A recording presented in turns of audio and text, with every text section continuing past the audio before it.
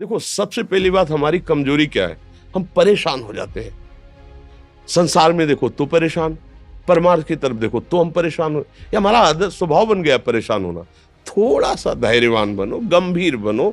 कोई इस भारी से भारी विपत्ति में परेशानी स्वीकार करके विपत्ति से थोड़ी निकला जाता। सुलझो, ठीक है, ये विपत्ति आई, समस्या आई, इसका समाधान होगा। ऐसा थोड़ी कि हमें नष्ट कर देगी। अगर अभी हमारी बड़ी हानि हो जाती है, हम कल इससे बड़ा लाभ प्राप्त कर सकते हैं। हमको एकदम बिल्कुल गंभीर रहना है, इतने कमजोर नहीं बन जाना। अब वो गए तो क्या होगा, अब वो वस्तु गई तो क्या, पद गया तो क्या होगा।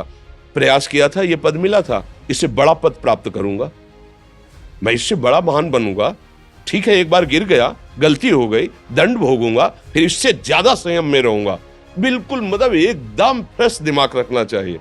पर अपने लोग क्या है, जरा सी बात में एकदम पचड़ा कर लेते हैं, एकदम कमजोर हो जाते हैं। ये बिल्कुल ठीक नहीं है। हम जीवन भर की यात्रा की बात कह रहे हैं, भारी से भारी कष्ट में भी मुस्कुराना, तो हमें बल मिला है, हमें भगवान की कृपा का दर्शन हुआ है, हमें उनका दुलार दिखाई दिया है। अगर ऐसे तो भाग जाते, फिर परमार्थ में थोड़ी चलना होता है। आज जो आप सुन करके लाभ लेने की चेष्टा कर रहे हो ना, ये केवल प्रवचन नहीं है, ये जीवन है। अगर ये जिए ना होते ना, तो ये इसका प्रभाव नहीं पड़ता, फिर वाणी का प्रभाव नहीं पड़ता। हम इसीलिए कहते हैं, जैसे आप लोग एकदम परेशान हो जाते हैं जब बोलो, क्या हमसे ज्यादा परेशानी होगी? दोनों किडनी खराब, दवाई लाने के लिए पैसे नहीं, पानी रखा है हम उठ के पी नहीं सकते, भीषण शरीर में कष्ट, भीषण बुखार, क्योंकि किडनी फेल, जरा में बुखार, खाने को क्या, रोटी मांग के लाओ। अगर वहां सब्जी मिलती है तो लाल मिर्च ऐसी पड़ के मिलती थी कि वो पा नहीं सकते थे। आप सोचो, पानी लाना है तो मुझे लाना है, पीना है तो मुझे पीना है। अगर मैं हारता तो कहां पहुंच जाता, क्या स्थिति होती? नहीं, मरना है, पर कदम पीछे। कोई दिन ऐसा नहीं जिस दिन सेवा ना की हो, जिस दिन सेवा ना गए हो। गुरु जी की सेवा में जाना है, पहले अपने को स्वस्थ साबित करना है, नहीं वो सेवा नहीं लेंगे। तुम बीमार हो, तुम कष्ट में हो, ऐसे उनकी दृष्टि परेशान थे, उनकी सेवा की, आके लेट गए। फिर हिम्मत की, अपनी श्री जी की सेवा की, मधुकरी नहीं गए, 3-3 4-4 दिन भोजन नहीं गए, पर सेवा नहीं छोड़ा, दिनचर्या नहीं छोड़ी। और उसका प्रधान कारण संयम, ब्रह्मचर्य, भगवत आश्रय, नाम जप, कभी हारने नहीं दिया।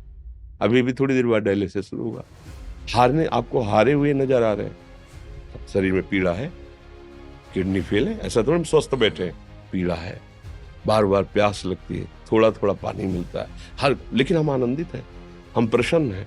हम लड़ाई में हारे नहीं हैं, ना हारेंगे, हम जीत चुके हैं। हम अपने मालिक के भरोसे में अपना संवाद, तो वो ये हम अपनी बड़ाई नहीं बता रहे, हम आपको बता रहे समस्या। सोचो, तुम्हारे पास तो माँ है, भाई है, बहन है, परिवार है, कोई ना कोई तो है ना।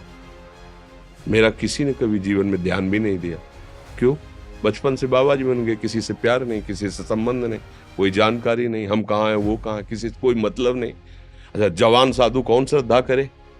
कभी गांव जाने की हिम्मत नहीं पड़ती कि रोटी मांग ले, पता नहीं लोग क्या सोचेंगे, क्या भावना कर ले। हम दरवाजे पे खड़े हैं, क्या कैसी भाव, जो हमारे सामने आकाश वृत्ति से आया यौवन अवस्था में, वही पाया, अन्यथा भूखे रह गए।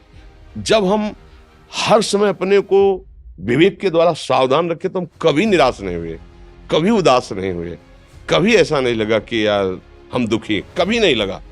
उसी का फल है कि उस सुख का संकेत मिल गया जहां दुख की निशानी भी नहीं है।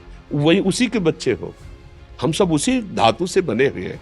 हम इतना क्यों परेशान हो जाते हैं? हम ये देखते हैं, अपने लोग थोड़ी बात बिगड़ गई परेशान, नहीं बिगड़ी तो बिगड़ जाने की संभावना में परेशान है।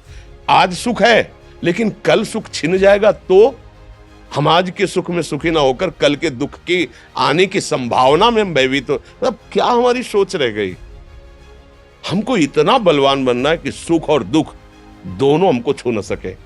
भारी से भारी सुख की व्यवस्था है तो अहंकार नहीं, हर्षित होकर किसी का अपमान न करे कि हम धनी, हम पदाधिकारी, अमुक।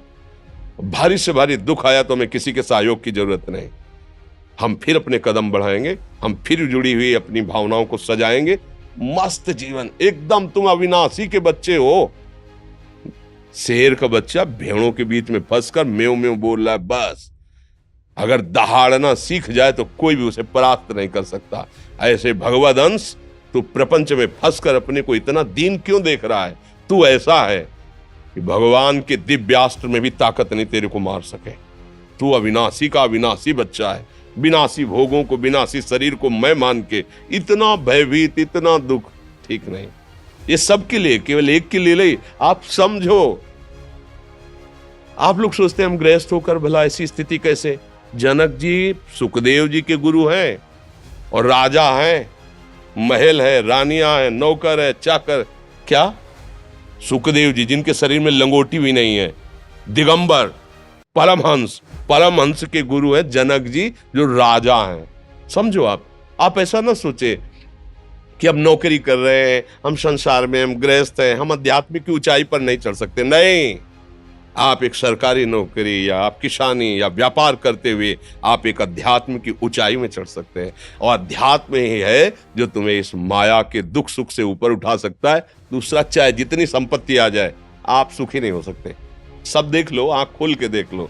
अध्यात्म ही है जो तुम्हें हर कष्ट सहकर मुस्कुराकर जीने का रास्ता बता देगा कि आप आनंदित हो जाओगे। कुछ नहीं बिगड़ा। अध्यात्म है तो कुछ नहीं बिगड़ा, अध्यात्म नहीं है तो कुछ नहीं बना, कुछ हाथ नहीं लगने वाला।